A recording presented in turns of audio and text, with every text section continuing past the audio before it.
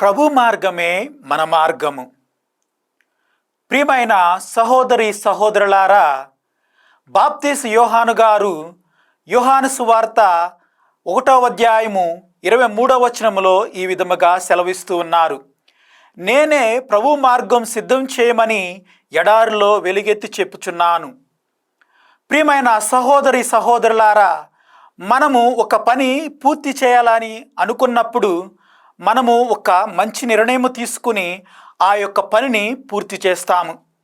అదే విధముగా మనము ఒక గమ్యస్థానానికి చేరుకోవాలనుకున్నప్పుడు మనము ఒక మంచి మార్గం ఎన్నుకుని మనము అనుకున్న గమ్యాన్ని చేరుకోగలుగుతాము. ఇదే విధముగా దేవుడు మన హృదయంలోనికి రావడానికి మనము ఎలాంటి మార్గము తయారు చేయాలి? అదే విధముగా దేవుడు మన హృదయంలోనికి రావడానికి క్రీస్తు ప్రభుకి ఏ విధమైన మార్గమును మనం తయారు చేస్తున్నాము అని ప్రశ్నించుకోవాలి. ప్రియమైన సహోదరి సహోదరులారా, ఈనాటి సువిశేషంలో బాప్తీసు యోహాను గారు మనకు ఒక గొప్ప అవకాశం ఇస్తున్నారు.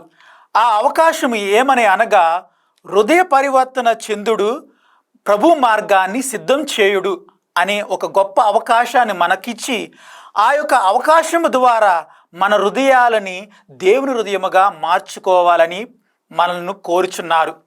ప్రియమైన సహోదరి సహోదరులారా, ప్రభు మార్గమే మన మార్గంలా చేయాలనుకుంటే మొట్టమొదటిగా మనం చేయవలసినది హృదయ శుద్ధి కలిగి ఉండటము.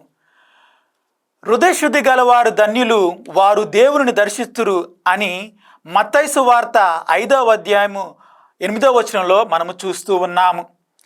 మన హృదయములో పాపము, మలినము, చెడు క్రియలు ఉన్నట్లయితే వాటిని తొలగించి క్రీస్తు ప్రభు యొక్క వాక్యాన్ని మన హృదయములో పెట్టుకున్నప్పుడు మనము ప్రభువునకు మార్గం సిద్ధం చేయగలం.